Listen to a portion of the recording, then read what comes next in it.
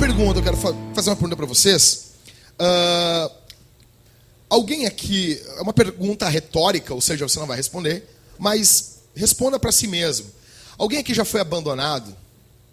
Alguém aqui já foi desprezado? Já foi, poxa, Jackson, eu fui abandonado pelos meus pais. Os meus pais me abandonaram. Jackson, eu fui abandonado pela minha esposa. Jackson, eu fui abandonado pelo meu esposo. Cara que eu dediquei a minha vida para ele, ele me abandonou. Jackson, eu fui abandonado pelo meu irmão. Pessoa que era meu sangue me traiu por causa de dinheiro. Cara, alguém aqui já sofreu abandono dessa forma? Alguém aqui de vocês já foi largado num momento muito importante? Pais, amigos, aquele amigo, meu best. Não, é meu best, né? E não era teu best. Era teu besta. É muito ruim essa piada. Eu estou convivendo muito com o Rômulo, vocês me perdoem. Então, fogo, né, Rômulo? Bom, para isso eu quero meditar com vocês hoje em Atos capítulo 13, do versículo 13, até o 52. Vamos todo mundo ler a Bíblia? Em Atos capítulo 13, versículo 13 ao 52, seguindo aí na nossa 28ª semana em Atos dos Apóstolos, ou seja, nós já passamos de meio ano, de 6 meses, pregando em Atos dos Apóstolos. Acho que sim, passamos. Um ano é 52 meses, é 26, passamos. Passamos semana passada. Vamos ler, pessoal?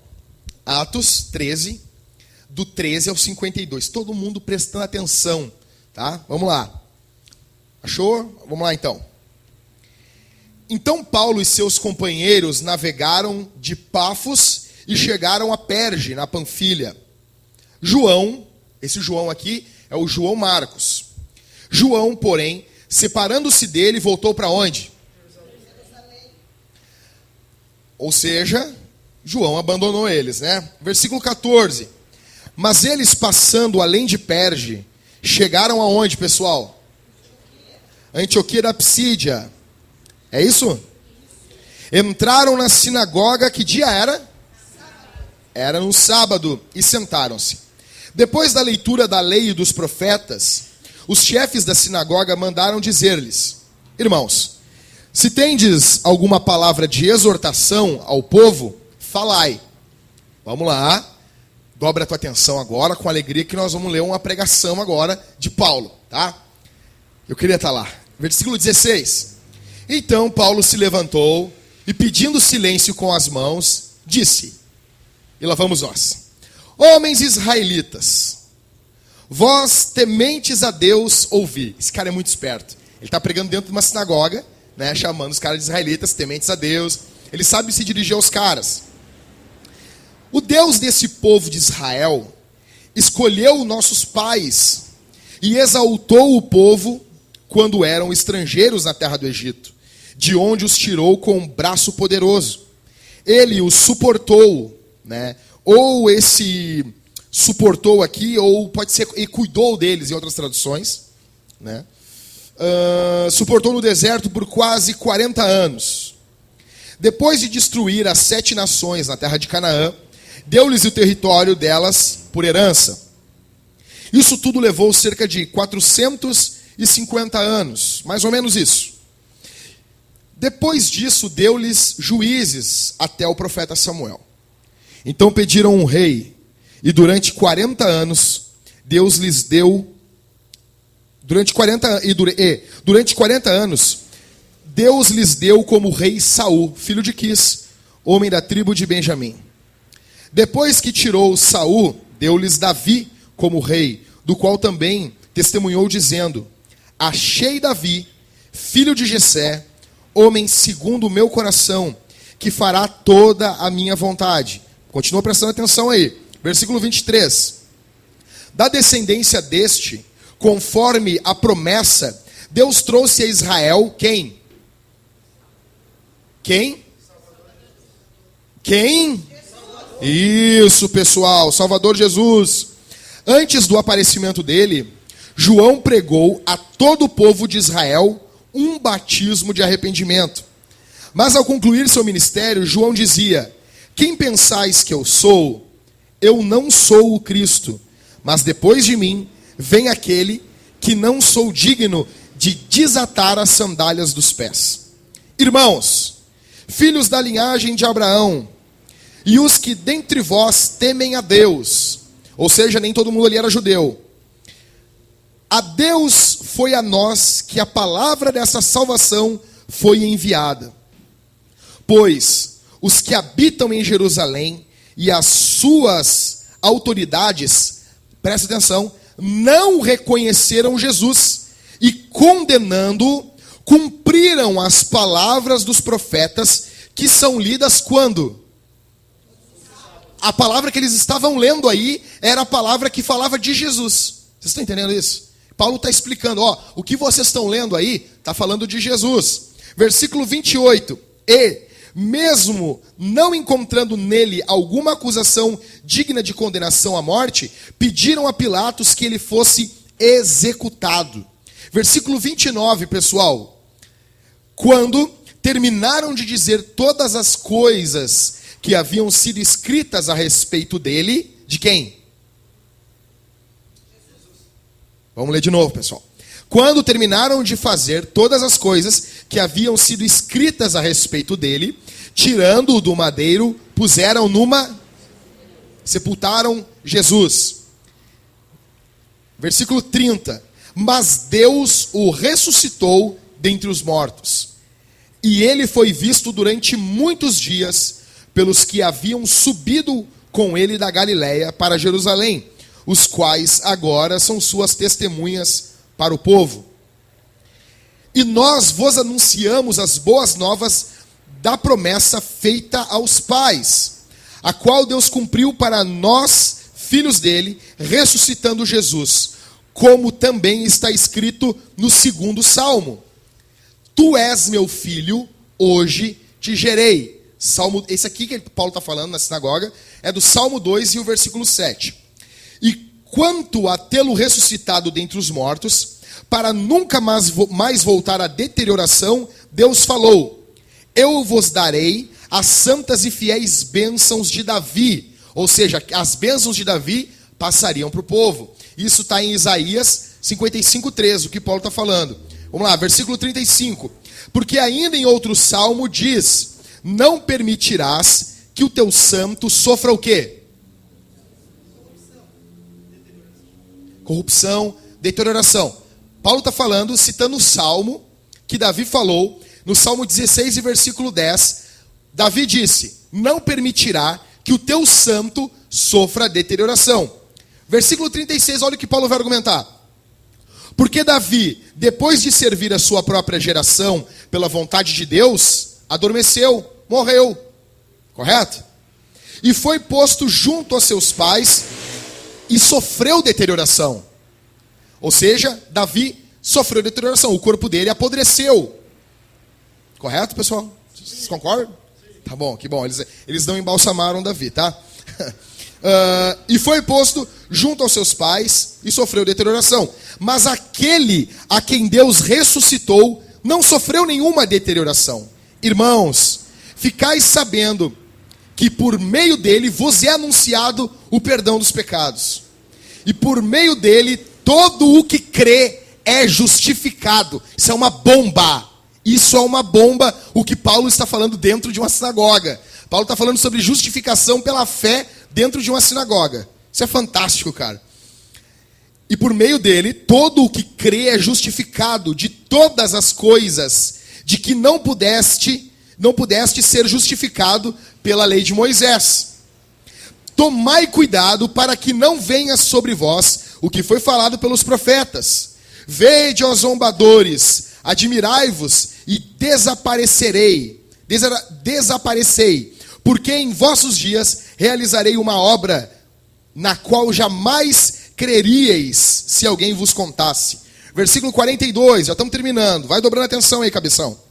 Quando iam saindo, aí Paulo terminou a pregação.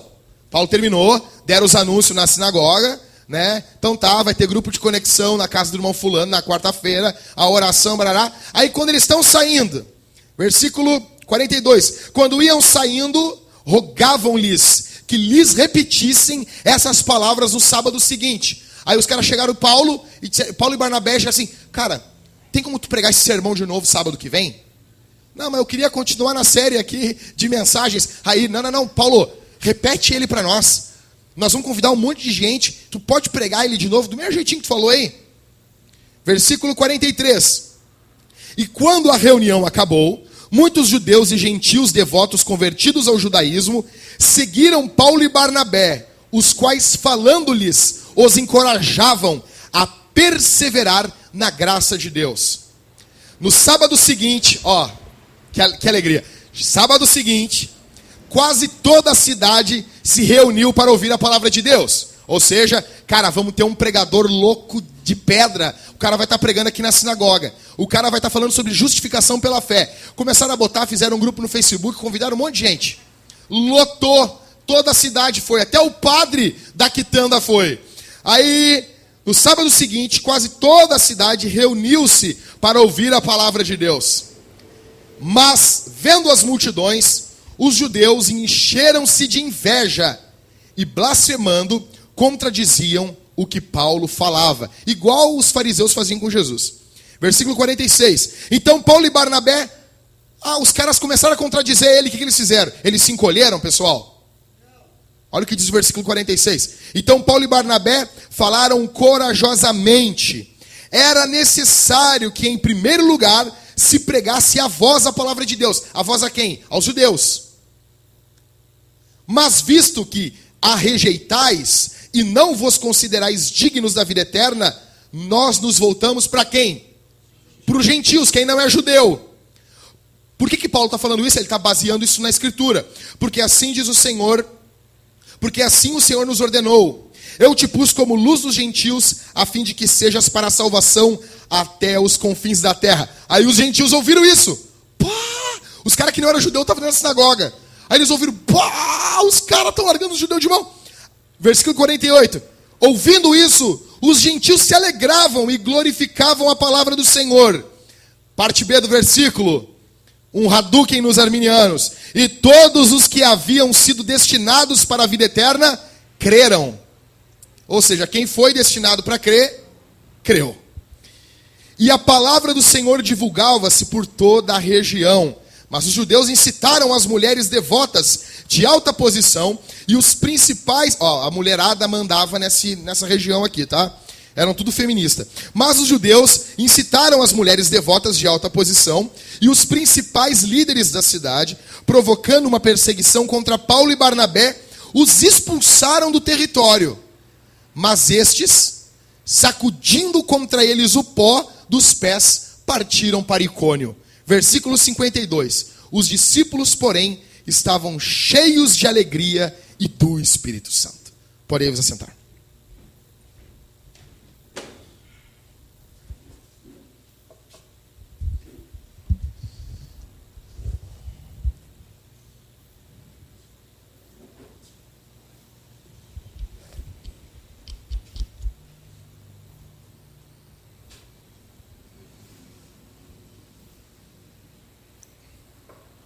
Nós somos uma igreja bíblica, nós amamos a Bíblia, nós amamos a Escritura, nós amamos a palavra de Deus, as doutrinas bíblicas.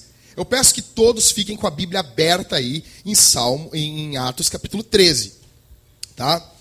Pessoal, nos situando, o que está acontecendo aqui? Vocês se lembram que no capítulo 13, no versículo 1 ao versículo 12... Paulo e Barnabé saíram em viagem missionária, correto? Semana passada eu falei para você sobre o mago, o mágico ou o feiticeiro Elimas. Contei para vocês o jeitinho meigo de Paulo falar com ele. Falei sobre o Sérgio Paulo, quando creu na palavra do Senhor. A Bíblia vai dizer aqui no versículo 13...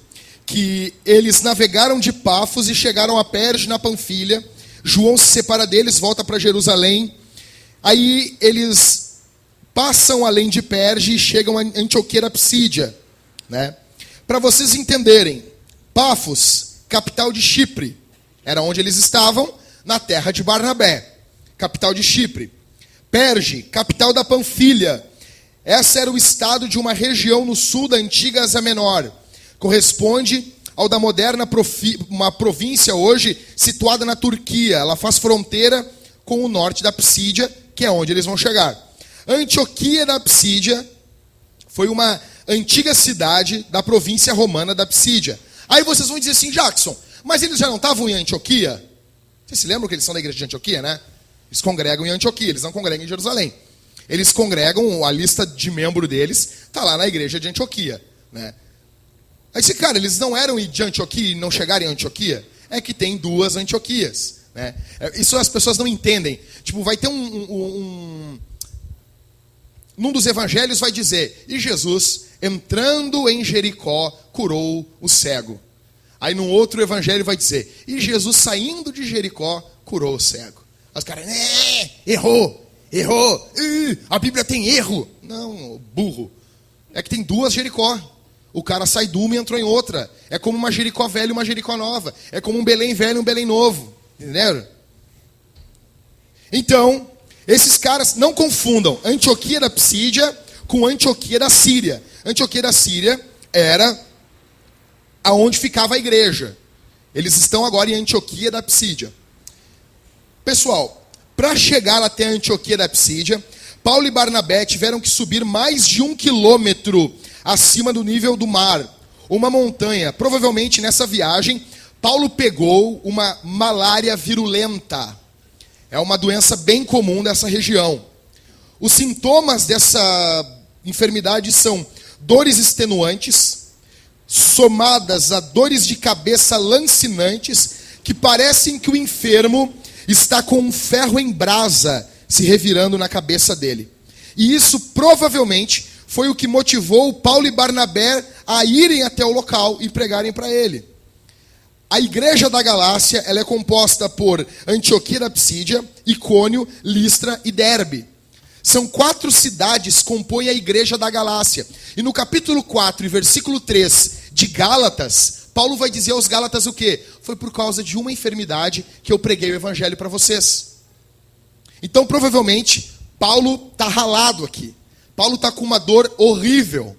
Paulo está como a Karine estava semana passada, com muita dor de cabeça. Só que a diferença é que isso aqui não passava. Tanto que na carta aos Coríntios, Paulo vai dizer que ele orou ao Senhor. Provavelmente isso seria o espinho na carne dele. Deus o usar para curar um monte de pessoas e ele ter uma enfermidade terrível. Paulo está assim, com uma dor horrível na cabeça, como que um ferro em brasa se revirando, que nem um fla-flu dentro da cabeça do cara. O sintoma era terrível, era extenuante. No meio disso tudo, eles têm que subir uma montanha de 1 quilômetro de altura.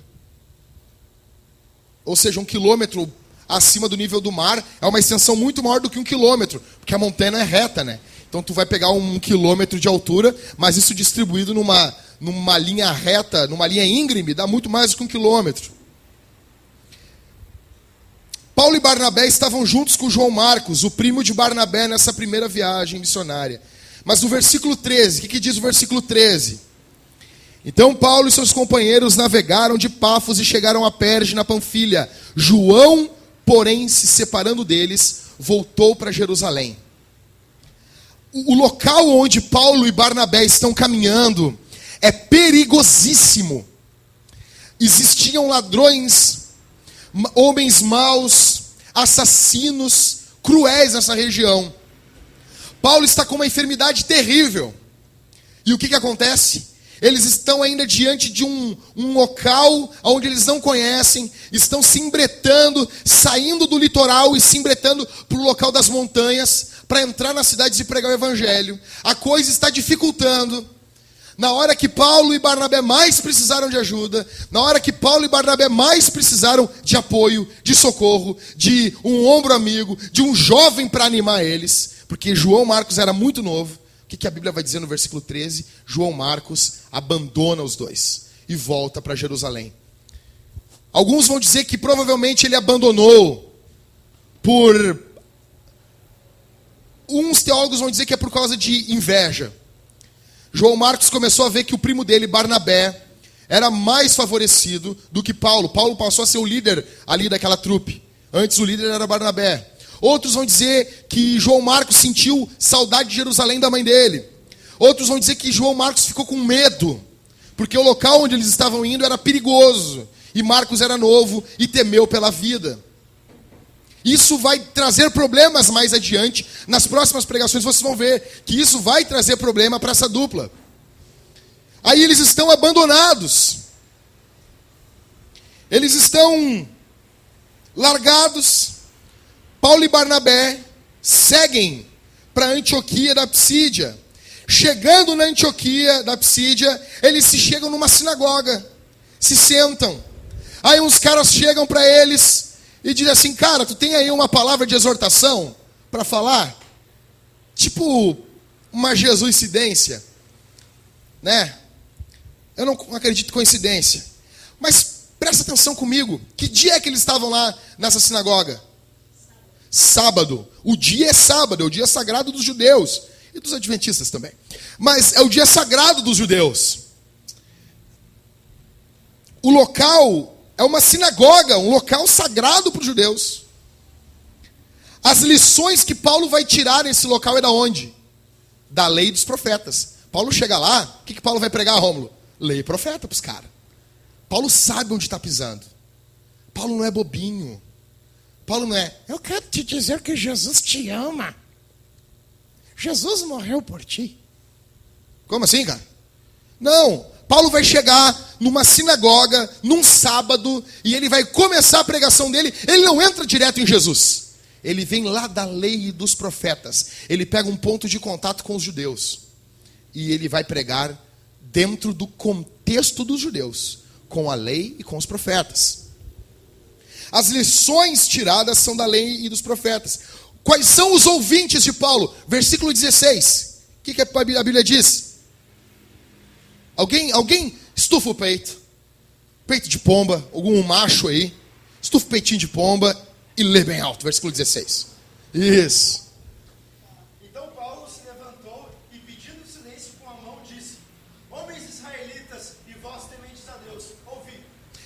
Ele se vira para os caras, ele vai chamar: homens israelitas, os judeus, e vós tementes a Deus. Porque tinha uns caras que não eram israelitas ali, mas temiam a Deus. Também, escuta aqui para mim. Não, passando. Aí ele diz: varões israelitas, qual é o assunto da pregação? O local é a sinagoga, o dia é sábado, o público é varões israelitas e tementes a Deus. Qual é o tema da pregação? Versículo 17. O Deus do povo de Israel. Entendeu? Começa com o Deus de quem? De vocês. Eu estou falando sobre o Deus de vocês. O meu Deus é o mesmo de vocês. O Deus do povo de Israel, conforme a promessa, Israel, beleza. Paulo é um cara ligado. Eu estou numa sinagoga, eu estou aqui e eu vou falar para os caras desse jeito. O sermão dele tem 3 partes. Olha para mim aqui. O sermão de Paulo vai ter 3 partes. A primeira parte do sermão, um apanhado da história de Israel. Ele pega a história de Israel e ele faz um resumão, que nem Estevão. Faz um resumão do que foi a história do povo de Israel. Segunda parte, Paulo vai pegar tudo isso e vai ligar na vida, no sepultamento e na morte e ressurreição de Jesus. Ele vai pegar tudo isso e vai dizer que isso está ligado, foi a profecia, foi a promessa para a vida, morte, sepultamento e ressurreição de Jesus. E a terceira parte da pregação, então a primeira, um apanhado da história de Israel. Segunda, vida, morte e ressurreição. A terceira parte da pregação, a última, é as bênçãos do perdão e da justificação que a lei não podia oferecer, mas agora através de Jesus são oferecidas.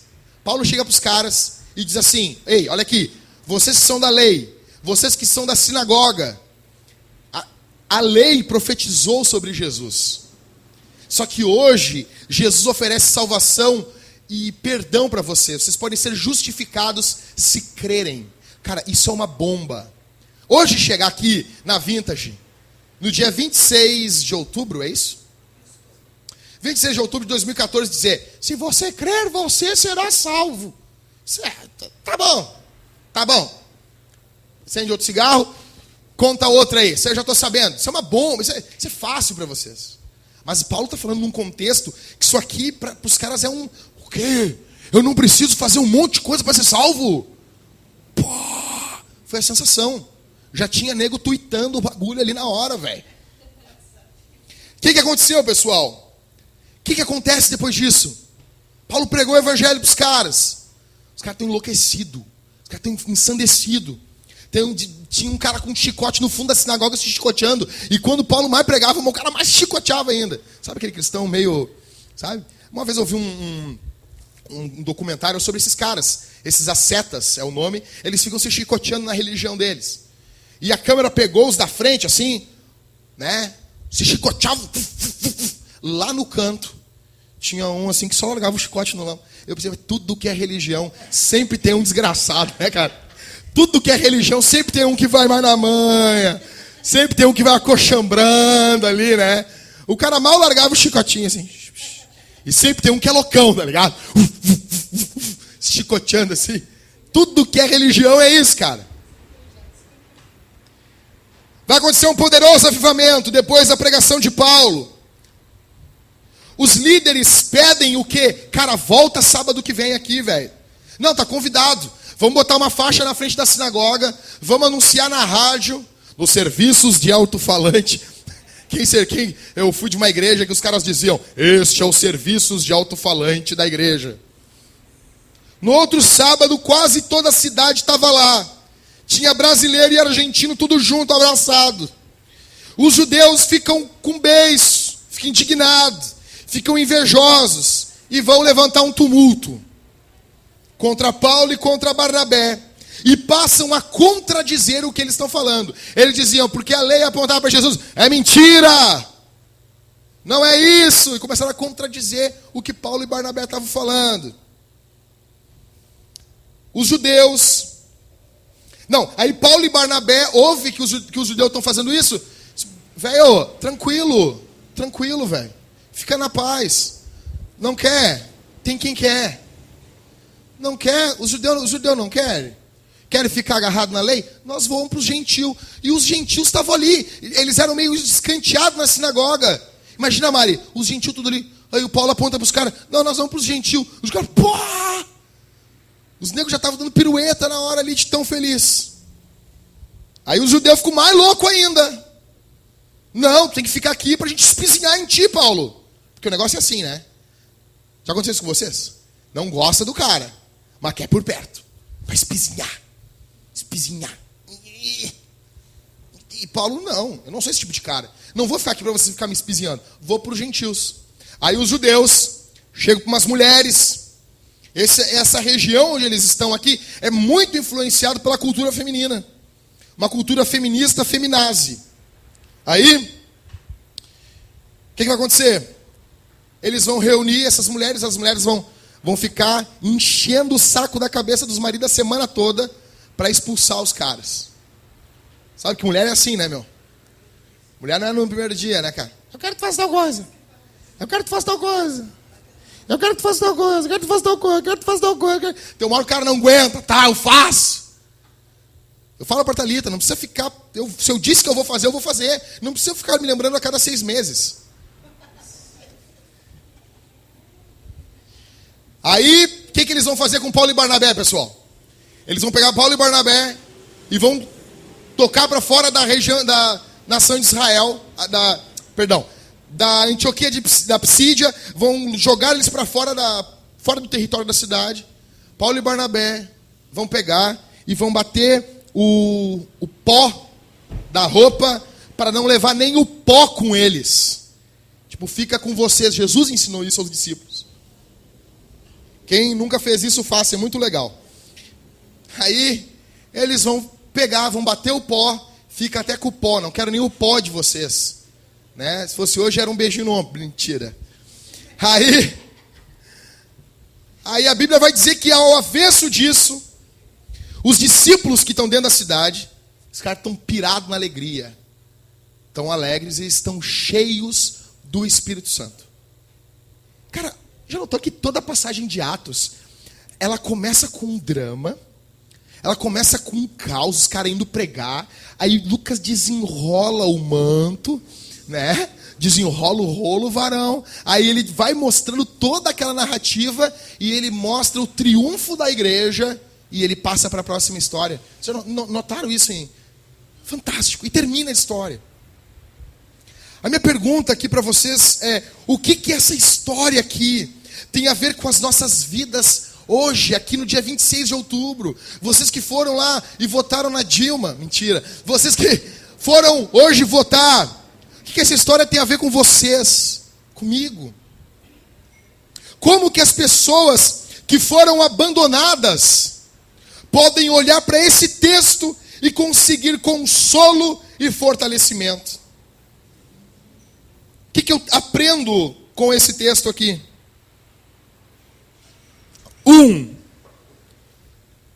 Eu aprendo que nós devemos prosseguir a todo custo. Cara, eu nunca peço isso. Eu peço isso uma vez na vida, outra na morte. Eu vou pedir isso para vocês. Vira pro irmão que está do seu lado.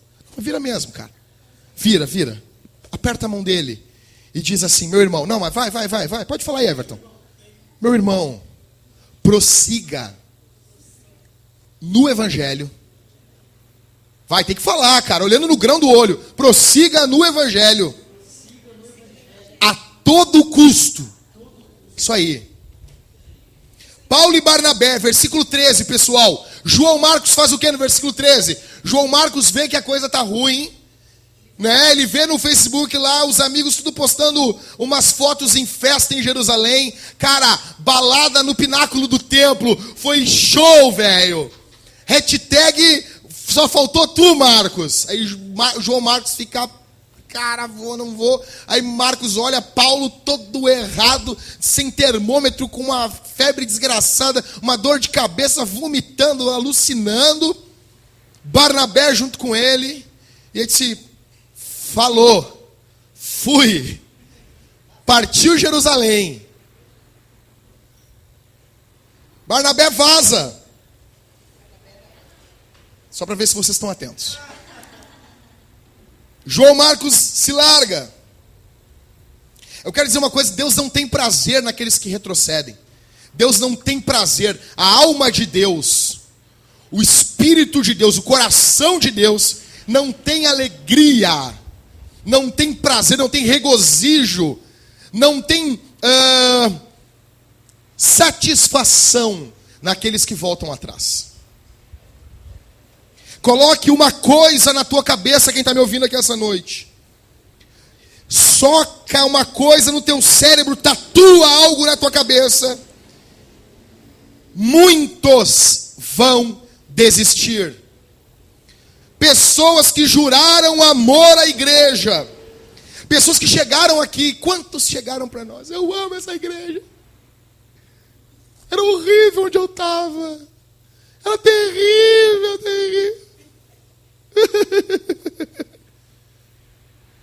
Eu amo vocês. Eu vou até tatuar de canetinha aqui, vintage de 180. Muitos vão desistir. Muitos que juraram amor à igreja, à obra, a Jesus, vão parar no meio do caminho. Muitos não vão aguentar o tirão, não vão aguentar a pressão. Eu conheci muitos jovens.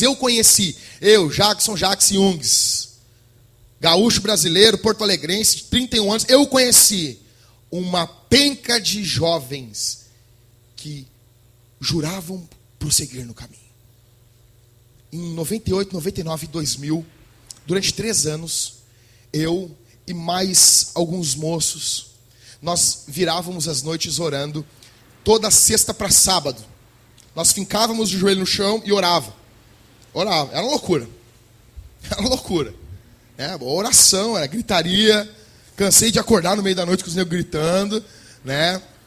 Às vezes era muito frio, noite fria em Porto Alegre, invernão. A gente se cobria com um cobertor e se ajoelhava na beira da cama. Acha que os negros não dormiam?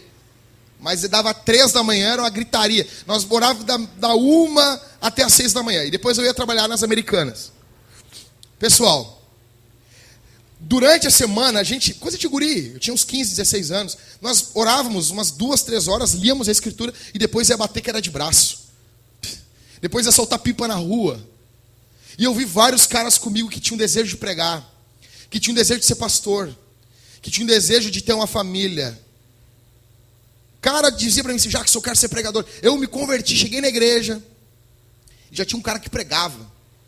O cara fazia curso de teologia, e não sei o que, e pregava. Uma viúva se converteu. O cara não está na igreja até hoje. Se converteu a viúva. Foi a viúva dar uma cantada no guri, acabou o guri. Acabou o sonho. Acabou o fogo pelo evangelho. Outros entraram em relacionamentos duvidosos e estão parados até hoje. Muitos choravam do meu lado. Eles oravam comigo, eu ouvia a oração dos caras. Eu ouvia eles clamando.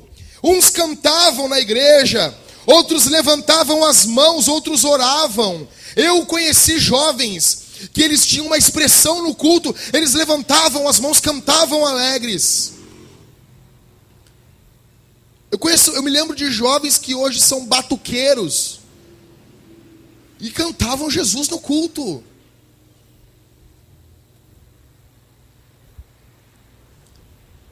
Eles seguiam as regras dos homens. Eles eram amados por muitos. Eles eram a sensação. Não, esse cara aí, ele é ralado. Não, tu não, Jackson. Não, eu e mais uns amigos meus. Não, vocês não. É esse cara aqui, ó. Esse cara, vai. Eu conheci gente. Só que no meio do caminho eles pararam. Coloca algo na tua cabeça. O cristão verdadeiro, ele persevera. Muitos vão abandonar o caminho. Só que isso não é motivo para nos desanimar. Isso não é algo para nos desanimar. O que Paulo e Barnabé vão fazer? João Marcos, versículo 13. Então Paulo e seus companheiros navegaram de Pafos e chegaram a Perge, na Panfilha. Quando chegaram lá, João, porém, separando-se deles, voltou para Jerusalém. Versículo 14. O que vai acontecer com isso aí, pessoal? Alguém fica de pé e lê bem alto. Lê. Samuel, não, lê. Vai. Vem cá, ler aqui. Vem cá. Versículo 14 do capítulo 3. Sobe aqui em cima. Versículo 14 do capítulo 13. Tu achou aqui? Aqui, ó. De Perge, tá? De Perge prosseguiram até Antioquia de Pisídia no sábado. Entraram na sinagoga e se assentaram. Valeu. Ou seja, Paulo e Barnabé, João Marcos abandonou eles. O que Paulo e Barnabé fizeram? Seguiram. Vamos lamentar? João era demais, cara. Tá louco, cara. O cara era gente fina. Não. Falou, é o seguinte, Paulo, seu Paulo, eu queria ir embora, porque eu tô com saudade de Jerusalém. Falou, abraço. Vai com Deus. Já vai tarde. Barnabé deve ter ficado meio assim, Paulo. Falou, nem me aparece mais aqui. Mais pra frente nós vamos ver um negócio parecido com isso. Eles prosseguem. Então a primeira coisa que eu aprendo, devemos prosseguir a todo custo. Segunda coisa que eu aprendo, devemos estar sempre preparados. Eu não vou ler de novo, mas do versículo 16 ao 41, Paulo vai pregar para os caras. Imagina, Paulo e Barnabé chegam ali na sinagoga e os caras olham para ele e dizem, cara, tu prega uma mensagem para nós? Aí Paulo, prego. Paulo não teve tempo de preparar um sermão. Paulo não teve tempo de escolher um versículo. Paulo está pronto. Cara, olha aqui para mim. Há 15 anos que eu, Jackson, cheio de defeito, eu não vou a um culto, seja onde for, sem ter uma palavra para pregar. Todo culto que tu me vê, cara, pode ser o culto que for. O cara diz, já que você é meio megalomaníaco. Eu já fui em conferência com 10, 20 mil pessoas. Antes de sair de casa, se me chamarem, eu vou pregar tal negócio hoje de noite. Claro que 95% das vezes eu não preguei. Mas já aconteceu o caso de eu chegar lá e os caras pegar assim, cara, tu pode pregar para nós? Aconteceu várias vezes isso. De eu chegar, Marcelo, então, quantas vezes nós tocando no interior, tocando lá com a banda lá, daí o cara, vocês têm um pregador na banda aí? Porque o pregador que ia vir não veio. Deus dizendo, não, o Jacques está aí. Cara, tinha uns 3, 4 esboços com clipes na minha Bíblia. Eu disse, cara, de repente, como for o povo, eu vou pregar tal negócio, não sei o que, papapá. Eu em casa devo ter uns 300 esboços meu. E tem até uma frase, acho que é de John Wesley, ele dizia, de 4 em 4 anos eu boto fora todos os esboços. É impossível Deus não me dar mensagens novas. Cara, quando eu comecei a ler a Bíblia, eu disse, cara, os caras não tinham tempo. Cara, no culto dominical a gente tem tempo para se preparar, mas o cara tem que estar pronto. Como que você, cristão, como que você não está pronto para falar do Evangelho? Você pode não conhecer todas as doutrinas, nos pormenores, mas a tua vida é uma pregação. Você tem que dizer assim, cara, Jesus fez isso em mim. Jesus mudou a minha vida assim, assim, assim. Jesus é o Filho de Deus. Jesus é o Cristo. E Jesus fez isso em minha vida. Me salvou dos meus pecados, que me separavam de Deus. E hoje Ele me fez um missionário aqui na cidade e eu estou chamando todo mundo a se arrepender e crer nele. Simples, acabou a pregação. É isso. Paulo está pronto. Paulo é ousado. O legal de Paulo, olha aqui para mim. Cara, Paulo ele era meio, abre aspas, maldoso. Não é maldoso de... É meio... Cara, eu não tenho termo, agora me fugiu o português.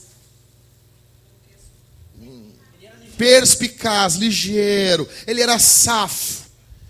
Paulo, presta atenção, Paulo chega numa sinagoga. Sinagoga não é lugar de pregar Jesus. Religião judaica. Paulo tá nem aí. Paulo não tá nem aí. Paulo chega lá na dele, com roupa de judeu, ele Barnabé. O irmão pode falar alguma coisa? Posso. Varões israelitas, tementes a Deus, ouvi, e começa a falar para os caras. É a mesma coisa, imagina, quando eu fui pregar o evangelho dentro do Trenzurb, os caras diziam, não pode fazer isso. Você não pode fazer isso. Isso é contra a lei. Não, cara, não é contra a lei. É contra a lei, o Trenzurb tem lá a lei, o artigo, o parágrafo diz que não pode. Tá, tranquilo. Se eles me pegarem, eles vão me tirar. Se eles me multar, eu vou cumprir a lei pagando. A lei vai me dar 2 opções. Ou eu não prego, ou eu prego e pago uma multa. Eu vou cumprir a lei. Mas tu pregou? Sim, eu vou pagar a multa. Eu vou escolher a parte B da lei. E vou pregar. Mas as pessoas estão voltando cansadas do serviço. Sim, por isso que eu preguei 25 segundos. Peguei uma pregação do evangelho e resumi em 25 segundos e preguei para os caras. E ouvi várias vezes dentro do Trenzurb. É verdade mesmo. O que esse cara está falando é verdade mesmo. Chegava dentro do trem, o que eu fazia? Entregava panfleto para todo mundo. Fiz isso umas quantas vezes. Eu gravei até um vídeo, numa das vezes que eu fiz isso. Largava os panfletos ali. Aí contava todo mundo com o panfleto. Eu dizia, não quero dinheiro, não quero nada. Eu parava lá.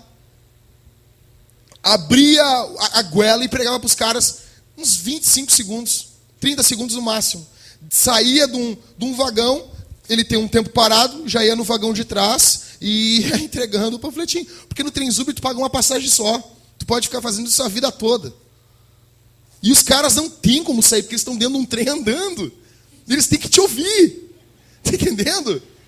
Tipo, cara, ninguém se levantou e pulou pela janela. Minha pregação deve ter sido muito boa, velho. Tipo, já aconteceu várias vezes eu estar pregando, os caras se levantar e ir embora. Não me aguentar. Que cara chato, cara. Mas no trem ninguém faz isso. Tu pode ser ruim que nem eu, mas os caras vão te ouvir. Paulo não está preocupado com o espaço dos judeus, com o direito dos judeus. Porcaria de direito. Ele está preocupado em pregar a glória de Cristo. Ele está disposto a ser chamado de chato. E em Atos vão chamar ele de chato depois. Vai ter uma hora que um dos caras vai gritar, cara, dá um tapa na boca desse tagarela aí, meu.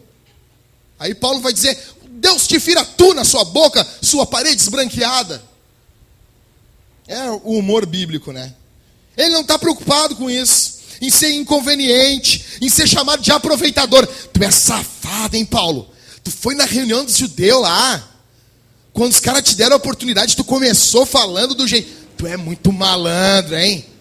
Paulo não está nem aí, velho. Paulo não está nem preocupado se vai ser chamado de mal intencionado.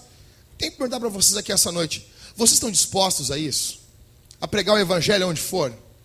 A pregar o evangelho? Cara, como eu disse, estava dentro de um ônibus e a filhinha, a Késia, filha de uma amiga, de um casal amigo meu, ela tinha mais ou menos uns 3 anos.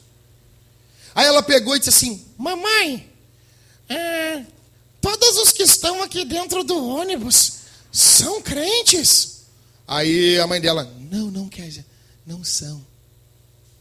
Mamãe, e eles estão indo para o inferno? Olha, provavelmente sim. Mamãe, e por que tu não fica de pé e não avisa eles? Criança, é óbvio. Cara, quem já pregou o evangelho dentro do ônibus? Cara, façam isso. O campo missionário de vocês não é a África, em primeiro lugar, é quem sentou do lado de vocês. Um amigo, um conhecido meu, está dentro do Carrefour, e ele está passando ali as compras dele, e a caixa olhou na cara dele e disse assim, hoje é meu último dia, eu vou me matar, eu não sei o que eu faço da minha vida. E ele teve vergonhinha de falar de Jesus. E ele voltou no outro dia, com peso de consciência, e a guria não estava mais lá. Quando um casal de missionários, conhecidos meus, chegaram na Índia, e eles chegaram na beira do rio Ganges, um rio considerado santo, sagrado pelos indianos. Eles chegaram lá, e tinha um outro casal, e eles pregaram o evangelho para aquele casal. E aquele casal, quando se converteram, se renderam a Jesus, eles disseram assim, por que vocês não vieram antes? Semana passada nós sacrificamos o nosso filho pela nossa religião. Por que vocês não chegaram uma semana antes?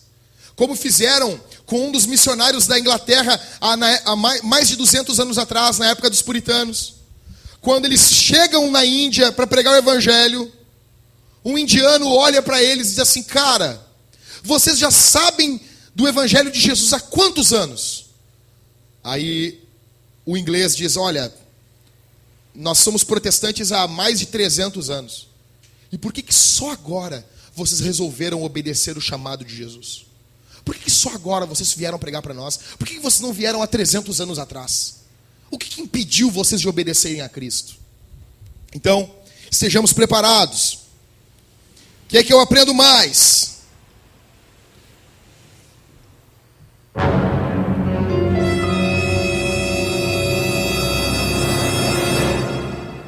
Que legal. Momento, dobre sua atenção. Dobra a tua atenção agora, cabeção. Em terceiro, o que eu aprendo? Para Paulo, o centro da escritura e da vida dele. Para Paulo, o centro da escritura e da vida dele é Jesus. O centro da escritura. O assunto principal da escritura. Não é, eu tenho um calo e eu não sei o que eu faço. Me cura, Jesus. Me cura, Jesus. Me cura. O Marcelo se lembra de umas histórias assim. Me cura. O centro não é a cura. O centro para Paulo não é o milagre, ainda que o milagre possa acontecer. Mas milagre não é segunda-feira, que é toda semana. Quando é milagre, é milagre. Se for todo dia, daí não tem milagre, né? O centro para Paulo é Jesus. Versículo 26 ao 37, Paulo chega no ápice da pregação. Eu não vou ler de novo. Paulo chega no centro da pregação e é Jesus. Olha aqui para mim. A diferença de uma igreja bíblica para uma igreja mundana e ímpia é que numa igreja mundana, o centro dela é ela. O assunto da igreja é ela própria. O assunto principal para os membros é como eles vão estar amanhã. Não estou dizendo que nós não devemos nos preocupar com a nossa situação financeira, com a nossa situação física, emocional, que os homens não têm que se preocupar com o coração das mulheres de vocês. Não estou dizendo isso. Eu estou dizendo que isso não é o principal, que vem algo antes disso, e é Jesus. Homens, se preocupem com a mulher de vocês? Sim. Se doem pela mulher de vocês? Sim. Sabendo que primeiro é Jesus. Primeiro é Jesus. Toda a Escritura aponta para Jesus. Toda a Escritura aponta para Jesus. Quer entender a Escritura? Entenda que ela está falando de Jesus. Tudo aqui na Vintage é sobre Jesus. Tudo que nós vamos fazer gira ao redor, em volta de Jesus. Paulo se concentra na morte e na ressurreição de Jesus. Olha aqui para mim, dobra a tua atenção, estamos no momento, dobra a sua atenção ainda. Ele mostra que tudo na lei apontava para Jesus. O foco dele é Jesus e esse crucificado. Diante do abandono, não percam a situação que a gente está. Paulo está abandonado. Paulo foi abandonado por um brother, um amigo dele. Paulo podia se focar na dor dele, né? Eu estou com dor na cabeça. Eu estou sofrendo. Eu estou todo errado. Meu amigo me abandonou. Tomar uma pinga e ouvir um sertanejo.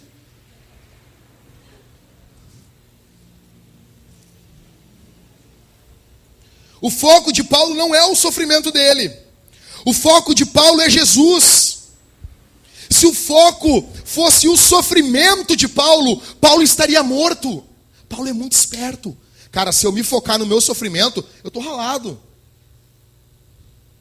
Se o foco fosse, Paulo estaria morto. Mas o foco é Jesus. Por quê? Porque se a minha alegria está em Cristo, a minha alegria nunca é atingida. Se a minha alegria está nas coisas passageiras, elas vão acabar. Porque tudo acaba. Não, cara, não. Inventaram agora aí. Cara, uma das coisas mais modernas que tem em Porto Alegre, o que é? Arena do Grêmio, é óbvio. É óbvio. A Arena do Grêmio, ela foi projetada para durar 200 anos. Sério. Aquelas estruturas é um material que dura 200 anos. Mas quer dizer que vai acabar. O remendão... Desculpa, Tô brincando com vocês, que é isso? O gigante da Beira-Rio já foi reformado. O Olímpico vai ser implodido. Por quê? Não presta mais. Durou 40, 50 anos. Tudo tem prazo de validade. Mas se a nossa alegria não estiver nas coisas, mas em Jesus, ela não é abalada. Porque Jesus não é abalado. Paulo está pregando aos judeus que tinham a lei e eles tanto amavam. Paulo aponta para Jesus. Mas infelizmente, escuta aqui, ainda estamos no momento, dobra sua atenção. Mas infelizmente, alguns ficaram somente com a lei, não com o significado da lei. A lei é ruim? Não. A lei é boa, a lei é ótima. Sem a lei, eu não sinto necessidade de Jesus. A lei é o médico. A lei constata o problema. Cara, tem tal coisa. Jesus é a cura. Jesus é o remédio. Quando diz, Jesus é o médico dos médicos. Não, Jesus não é o médico. Jesus é o remédio. A lei, ela me aponta o que está errado. Sem a lei eu não tenho consciência de pecado. Eu preciso do Antigo Testamento para me mostrar a gravidade do que está acontecendo. Um dia eu estou na casa da Danusa e do Marcelo.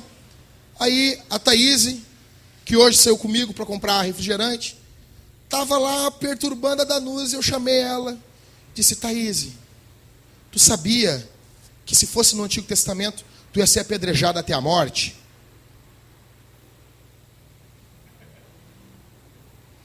Agradece a Deus por Jesus, Thaís. Porque por causa de Jesus, tu não é apedrejado até a morte.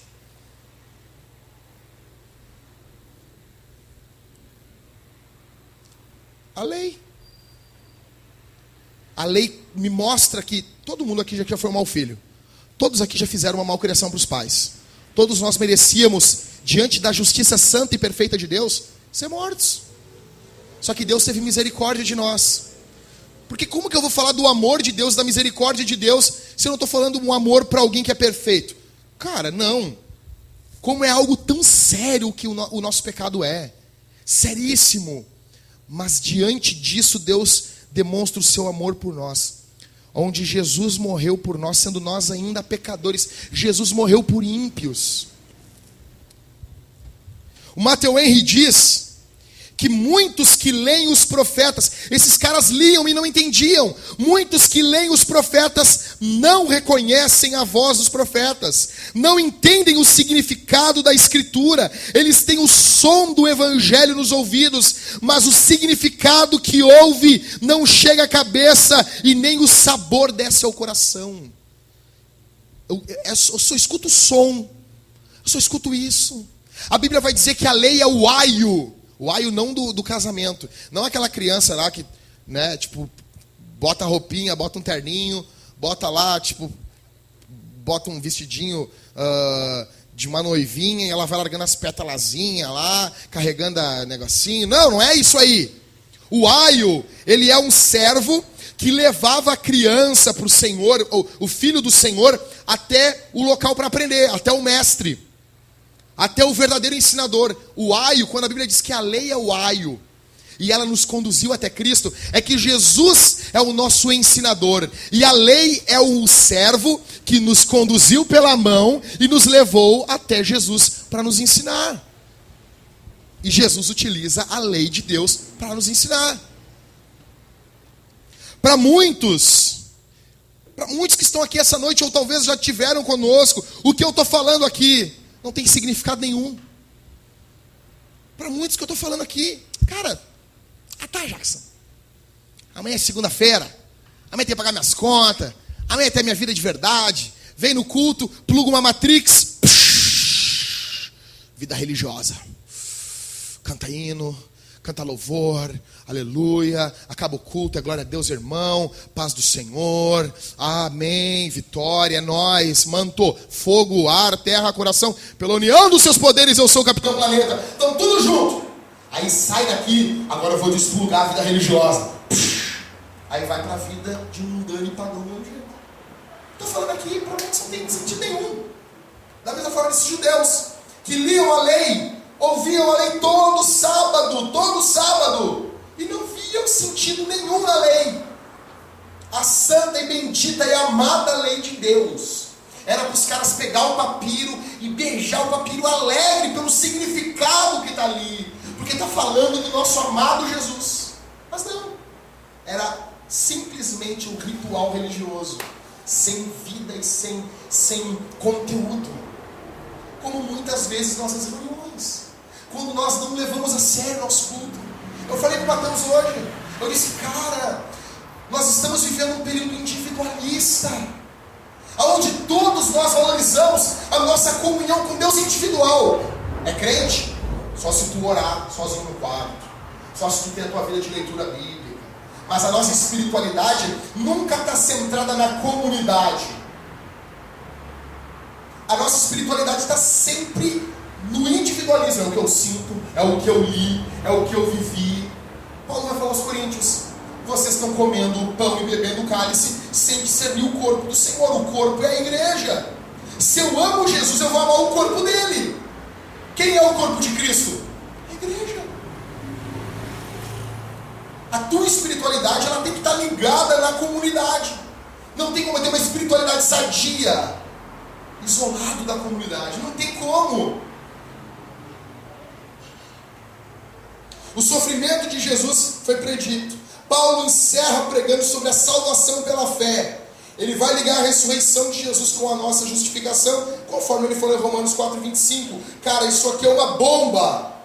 Aí quando tu chega a pregar para um outro cara e diz assim, cara, a salvação é pela fé, ele foi dizendo, aí ó, filhote de Lutero, filhote de Calvino, filhote de Agostinho. Não, filhote de Paulo, filhote de Jesus, velho.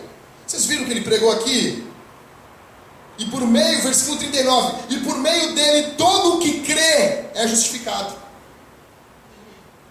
Fim. Acabou, não acabou. Eu tenho que fazer tal coisa. Não. Foi justificado. O ladrão na cruz foi justificado. Sem obra nenhuma. A ressurreição de Jesus mostra que Deus vence os nossos inimigos. Os inimigos de Jesus colocaram Jesus onde? Onde que os inimigos de Jesus botaram Jesus? Numa cruz. Os inimigos de Jesus disseram, não, vai ficar na cruz. Vai ficar morto. Vai estar morto. Os caras vão tirar Jesus e botar onde Jesus? Numa tumba. Um túmulo. E Deus diz, não. Não vai ficar no túmulo. Não vai ficar morto. Não vai ficar esquecido. Não vai ser derrotado. Vai ser ressuscitado. E vai mudar a história em antes e depois de Cristo. Coisa boa falar com o Mateus. Coisa boa. Não sei o que, não sei o que. Por que ano a gente está? 2014. 2014 o que? Depois de Cristo.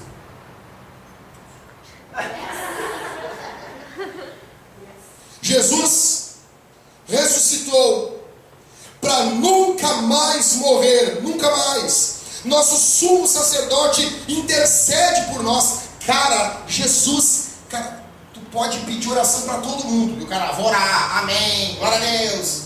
O irmão 6 horas por mim. Pedir oração para todo mundo, cara, mas se ninguém orar por vocês. A Bíblia diz em Hebreus capítulo 4 que Jesus intercede por nós. É como que se ele estivesse orando por vocês. Lá em João 17, ele orou pelos apóstolos, pelos discípulos e por todos quantos viriam a crer. Jesus em João 17 orou por você. Cara, tem um puritano que diz assim, cara, se tu estivesse orando num quarto e tu ouvisse a voz de Jesus do quarto do lado, orando por ti, isso te animaria? Eu, cara, imagina, tu está orando ali e está o meio Salvador, o único homem sem pecado da história da humanidade, verdadeiro Deus, verdadeiro homem, orando por ti.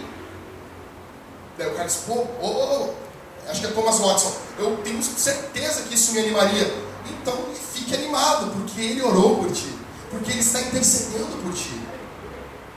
É isso, porque o nosso sumo sacerdote ressuscitou para nunca mais morrer. Isso é a ressurreição de Jesus. É isso que a teologia da prosperidade roubou dos nossos púlpitos. A pregação sobre a ressurreição, a pregação apostólica, onde estávamos reunidos lá em casa, eu, o Rodrigo, o Mateus, o Everton, e nós ouvimos uma pregação sobre a ressurreição. Quando o missionário falou sobre ressurreição, pessoas eram convertidas, porque a pregação apostólica, o poder de Deus está na vida, na morte, no sepultamento e na ressurreição de Jesus. E isso é a pregação do Evangelho. O que eu aprendo mais? Correndo. Eu aprendo em quarto lugar que é bom que a palavra de Jesus seja repetida. Versículo 42. Mariane, Pilmato, Gil, arrependida. Fica de pé aí e lê o versículo 42 para nós. Mas bem alto, Mariane. Bem alto, gritando. Ao saírem eles, rogaram-lhe que no sábado seguinte lhe falassem essas mesmas palavras. Cara, lê mais uma passagem para nós. Filipenses 3:1.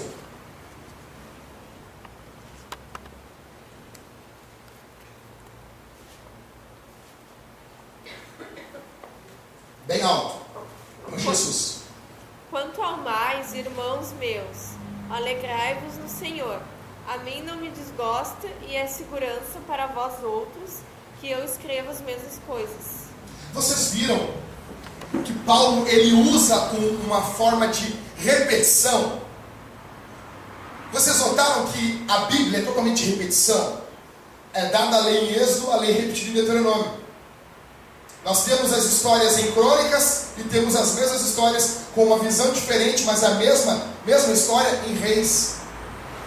Nós temos os profetas que simplesmente repetem as leis. Nós temos aí o quê? Quantos evangelhos? 4. É repetição.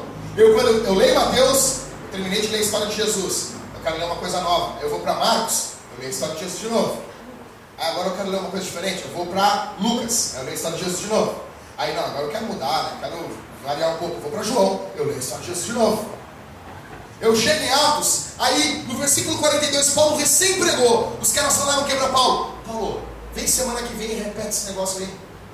Ah, eu queria pregar outra pregação, não, prega de novo isso aí. Paulo escrevendo aos Filipenses, Paulo diz o quê?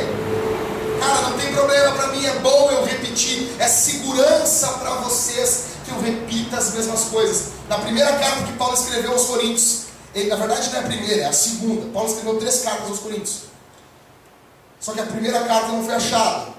Então na primeira carta que nós temos está escrito o quê? Já vos escrevi por carta que não vos associasseis com os impuros. Ou seja, já tinha tido uma outra carta anterior. E Paulo repete essa exortação aos coríntios. O problema é que nós queremos sempre coisa nova. Paulo não se cansava de repetir as mesmas coisas. O evangelho é repetição. A repetição é uma poderosa ferramenta. Por que as verdades devem ser repetidas? Por que eu tenho que repetir as verdades? Por que você tem que repetir isso? Por que nós precisamos, uma criança tem que ficar repetindo aquilo para ela? Por que quando eu estou lendo um livro eu preciso voltar e ler de novo aquela parte que eu não entendi? Por quê? Porque nós temos a tendência de nos esquecermos quem Jesus é e o que Jesus fez nas nossas vidas. Na segunda multiplicação de pães e peixes, um capítulo anterior, Jesus multiplicou pão e peixe. Se não me engano é em Mateus capítulo 14, se não me engano, Jesus multiplicou pão e peixe. Aí passou ali uma semana, 2, Jesus está reunido com os caras de novo. Aí Jesus diz: alimente a multidão. E os discípulos: nós não temos comida, vamos despedir eles. Parece que esqueceram que Jesus uma semana atrás multiplicou pão e peixe. Uma semana. O que Jesus fala com a ceia? Fazer isso em quê? Em memória de mim. É para lembrar. Se Jesus manda lembrar é porque a gente esquece. Ele não ia falar por nada. Matthew Henry, o puritano, diz: é uma curiosidade atrevida e maliciosa sempre desejar ouvir algo novo. Para quem é salvo, o evangelho nunca é um cansaço. Os alimentos essenciais não nos cansam. E o desejo de viver ouvindo histórias novas é uma abertura para heresias. Vide Igreja Mundial do Poder de Deus, Universal, Bola de Neve. São igrejas que vivem com novidades para o entretenimento do povo. É um monte de novidade. De novidade. O cara tem uma nova unção aí, velho. Um novo poder. Cara, se é novo eu nem quero. Se é alguma coisa que ninguém da história da igreja viveu, que ninguém na Bíblia viveu. Eu fui pregar uma vez em Mato Grosso do Sul. Cheguei lá e tinha um cara pregando. E o cara virou para os jovens e disse: Deus tem coisas a falar para você que Deus nunca falou para ninguém. Sim, eles passaram para me pregar no outro culto. Aí eu dei com os 2 pés nos peitos dele. Eu disse: cara, primeiro, como que vocês querem ouvir coisas novas de Deus se as coisas velhas vocês nem leram ainda? Quero ouvir coisas novas. Já leu a Bíblia? Não. É um cotovelaço nos queixos, o cara é ruim ainda.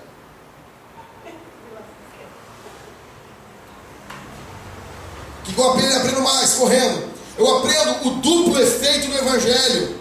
Do versículo 44 ao 48, os judeus são tomados por inveja. Levantam tumulto contra Paulo e Barnabé. Faz beicinho. Esse cara aí, não sei o quê. Passam a contradizer e depois passam a blasfemar. Olha aqui para mim. A maioria das pessoas que contradizem o Evangelho, elas começam contradizendo e elas terminam blasfemando. Assim como está no texto. Os judeus começam contradizendo e depois estão blasfemando. Os gentios vão se alegrar. Enquanto os judeus estão blasfemando, os gentios estão se alegrando em Deus e na sua palavra. Cara, por isso, quero dizer uma coisa para vocês aqui. A Thaís estava entregando panfleto na rua hoje. Sorrindo com esse sorriso banguela dela. Entregando panfleto, sério. Entregando panfleto feliz da vida, entregando panfleto. aprendeu hoje comigo que quero ele, né? Aí, pessoal, olha aqui para mim. Aí, tem gente que não quer entregar folheto quando fala do evangelho, porque eles vão rejeitar. Uns vão rejeitar e outros não. Normal. Segue a vida, companheiro. Tu tá ali só para chamar os eleitos, tu não sabe quem eles são. Tu vai pregar para todo mundo. Uns vão crer, outros não vão crer. Mas a glória de Deus foi anunciada para todo mundo. Muitos não vão crer. Muitos vão rejeitar o folheto, conversa, amizade, pregação. Vocês vão puxar assunto no ônibus, o cara não vai querer falar com vocês. Quero saber, cara. Sou ateu. Eu sou da teia. Eu sou ateu da internet. Eu vejo o vídeo do Cauê Moura e do... E como é que é o outro lá, o carinha lá, o... Siqueira. PC Siqueira. Eu sou ateu. A Bíblia é uma invenção dos povos antigos, é uma cópia. Ha, te peguei. Tá, falou. Vai com Deus. Muitos vão pegar e fazer isso. Só que outros vão vir. Só que outros vão crer. Em sexto, o que eu aprendo? Nossa.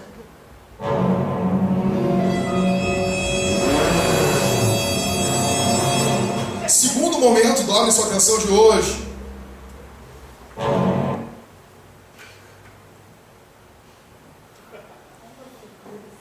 Versículo 48. Alguém fica de pé. Já estamos chegando no final da mensagem. Estufa o peito aí, leia assim. Versículo 48 bem alto. E os gentios, ouvindo isto, alegraram-se e glorificavam a palavra do Senhor. E creram todos quantos estavam ordenados para a vida eterna.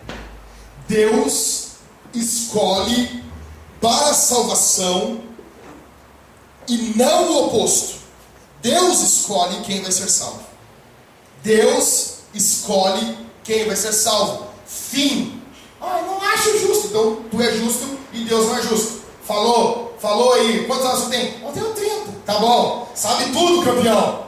Sabe tudo. Estudou em escola pública. Fez o Senai da Dilma. Fez o Pronatec. Sabe tudo. Sabe até como devia salvar os pecadores. Que lindo, que bonito. Falou. Pode não concordar, velho, mas é o que a Bíblia diz. A Bíblia diz quem se deu. Creram todos que estavam destinados à vida eterna. Esse versículo é uma bomba. Pum, acabou. Creram todos. Versículo 48. E todos os que haviam sido destinados para a vida eterna creram. Olha aqui para mim.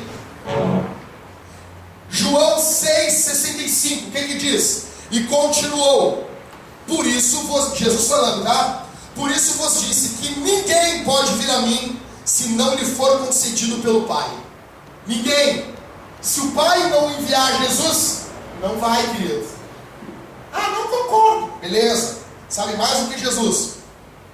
Efésios 1, 4, 5. Como também nos elegeu nele. Se nos elegeu é porque teve eleição.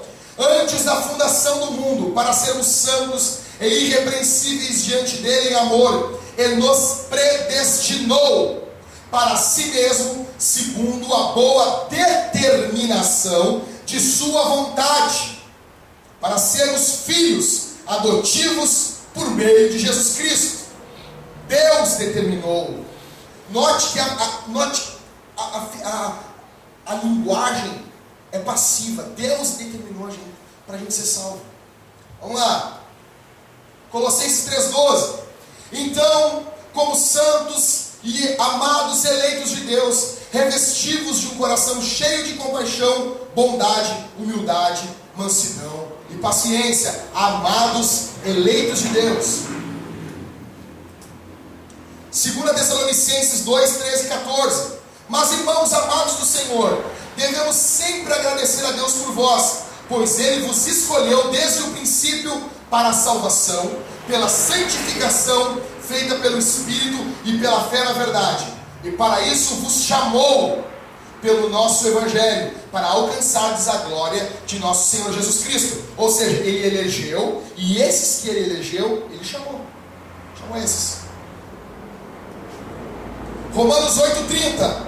E aos que predestinou, a eles também chamou. E aos que chamou, a esses também justificou. E aos que justificou, a eles também glorificou. Note que o verbo está no passado.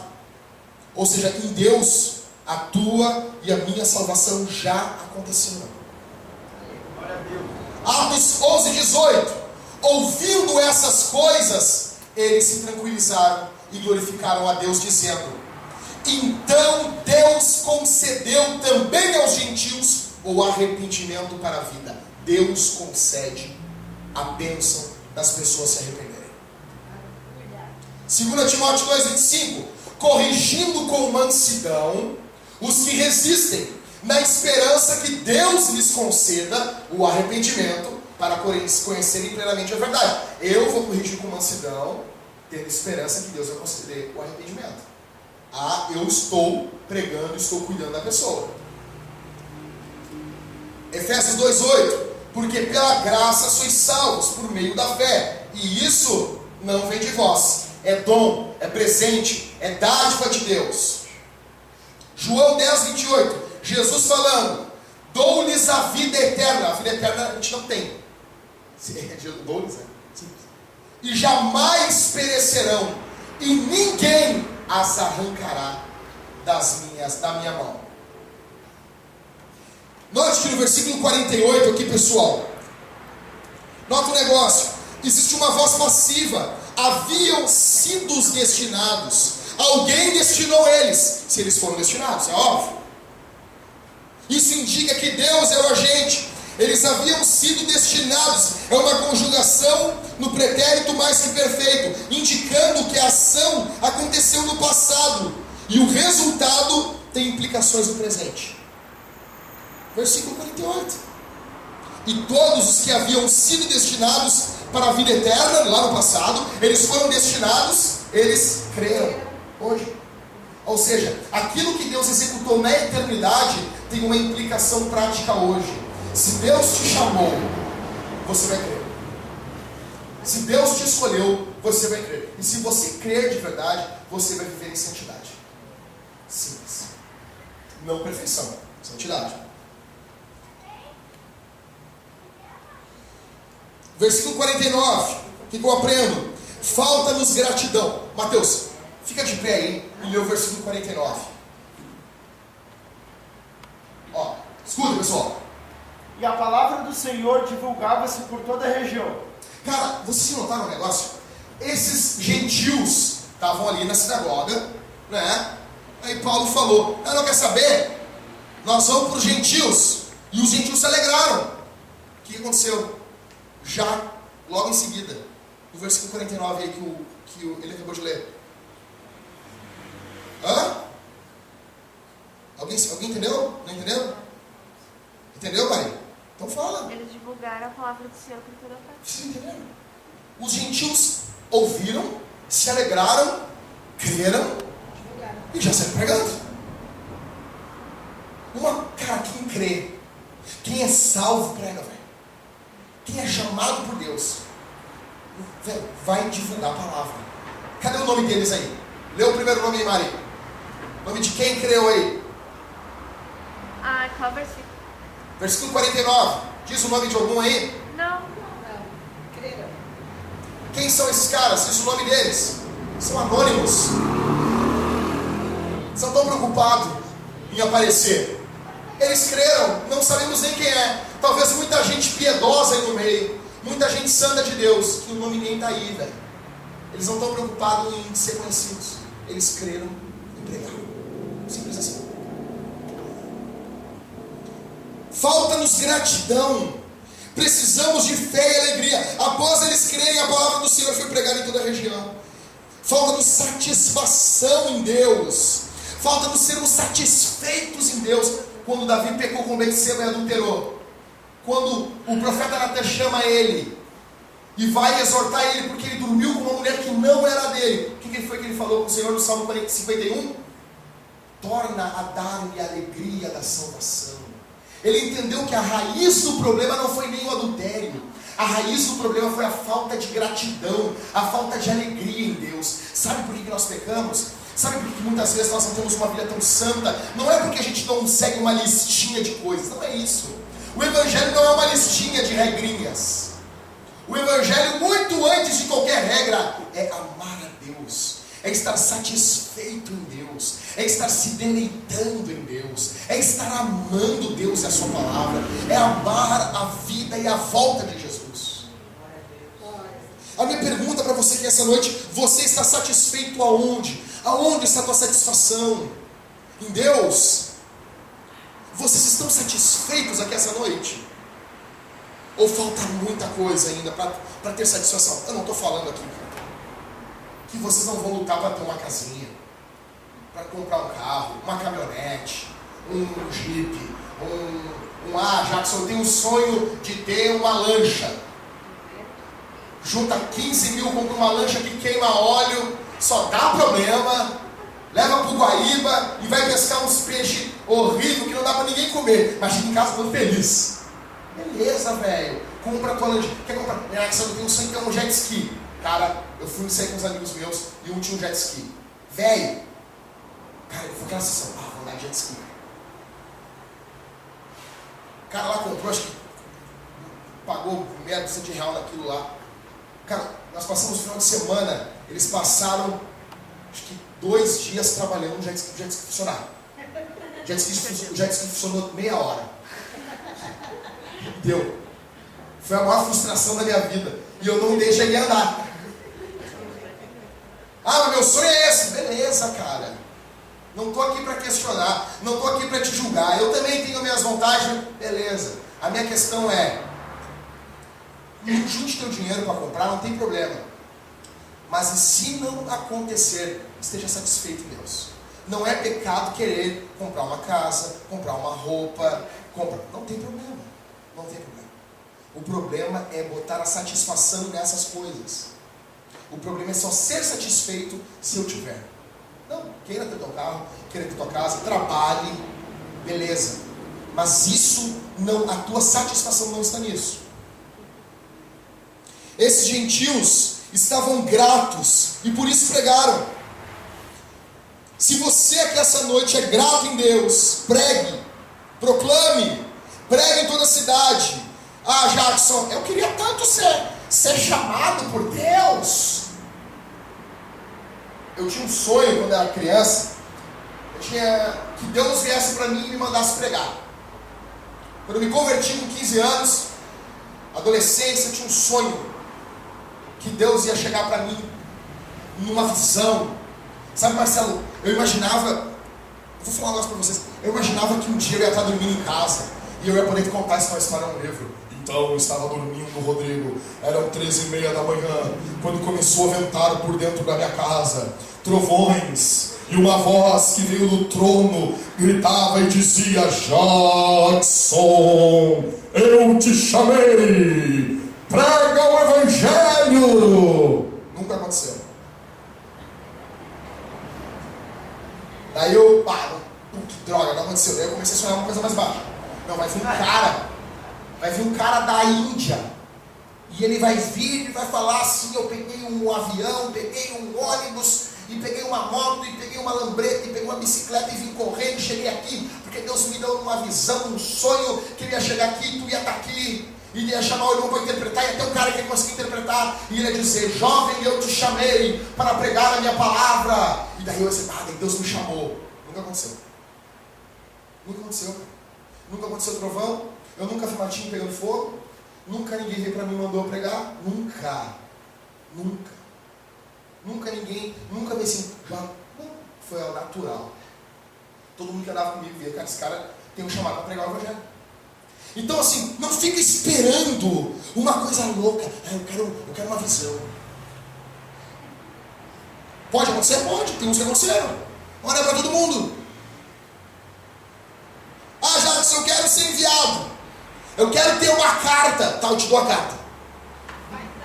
Eu te dou a carta. Jackson, se eu tiver uma carta, se a igreja assinar uma carta e me enviar para pregar o Evangelho, eu vou. Eu faço agora, velho. Jackson, Eu só vou se botar a mão na minha cabeça. Não bota agora, né? Se é isso que está faltando. Será que se tu orar aí, vai, está liberado para pregar o Evangelho? Prega o Evangelho. E o último, o que eu aprendo? Não importa o que façam os inimigos de Deus, a igreja marcha triunfante. Versículos 50 ao 52. As mulheres piedosas são levantadas contra eles. Isso poderia trazer uma depressão horrível para Paulo e Barnabé. Porque mulheres piedosas, são gente de bem, que estão se levantando contra eles. Elas estão sendo enganadas para combater a obra de Deus.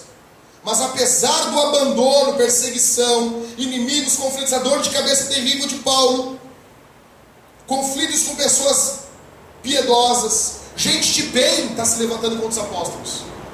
Acho legal que Lucas ele não enrola. Ele diz, mulheres piedosas, mulheres de bem. Cara, isso traz uma depressão terrível para a gente.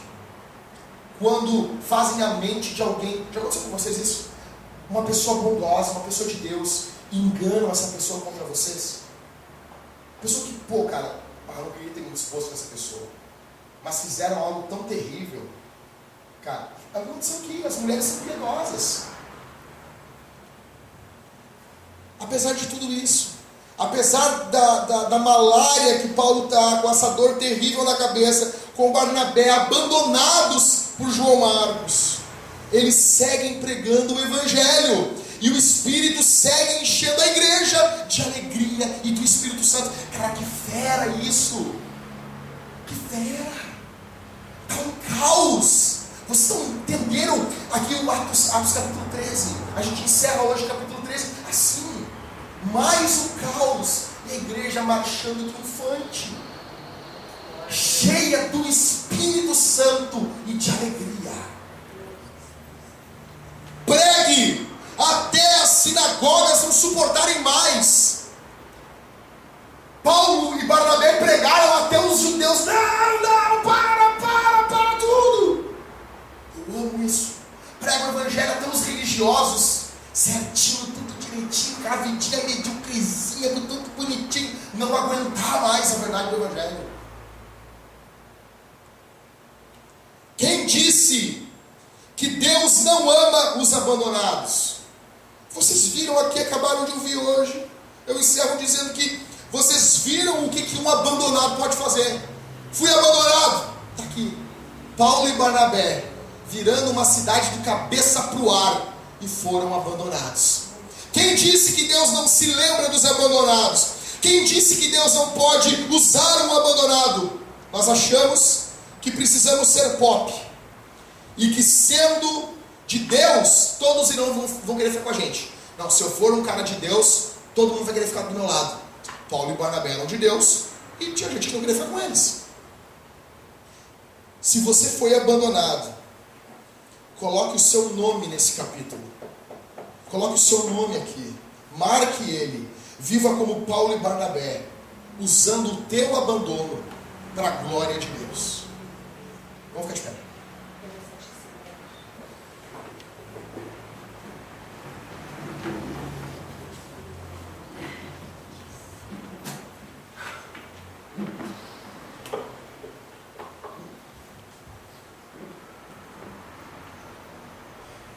Feche seus olhos.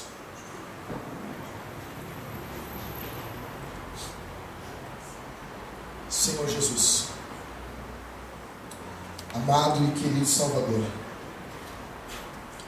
acredito que muitos aqui essa noite, Senhor, já foram abandonados, esquecidos, maltratados, ultrajados,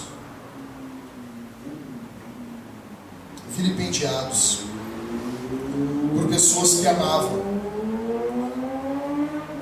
por pessoas que consideravam,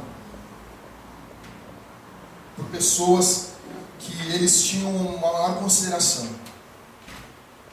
Quantas expectativas nós colocamos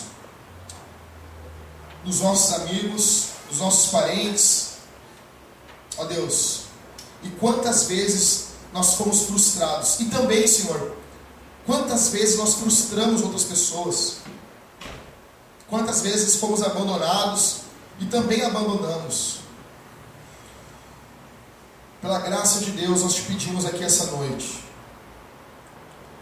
Olha com um olhar de misericórdia, com um olhar gracioso e bondoso para o teu filho e para a tua filha aqui essa noite. No nome de Jesus, consola os abandonados, consola os vilipendiados e levanta eles para a glória do teu nome.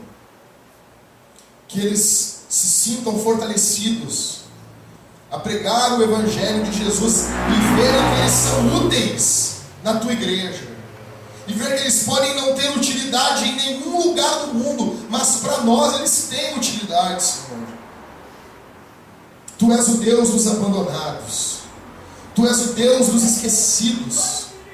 Tu és o Deus dos desprezados.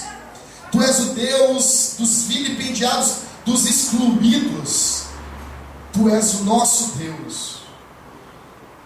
No nome de Jesus, que isso seja uma bomba dentro do coração dos teus filhos. Levanta eles para pregarem o teu Evangelho e serem testemunhas, e serem sal, e serem luz nessa cidade, para a glória e para a honra do teu santo nome, no nome de Jesus.